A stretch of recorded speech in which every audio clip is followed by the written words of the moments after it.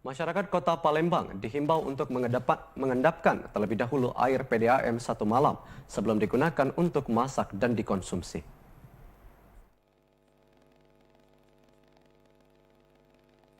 Pandemi COVID-19 membuat sejumlah pihak ikut mengantisipasi, seperti yang dilakukan oleh PDAM Tirtamusi yang meningkatkan dosis disinfektan pada setiap instalasi pengolahan air atau IPA mereka.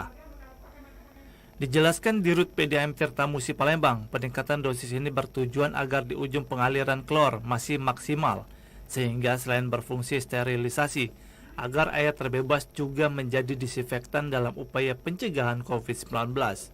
PDAM menghimbau masyarakat untuk mengendapkan air minimal 1 malam sebelum digunakan untuk memasak dan dikonsumsi.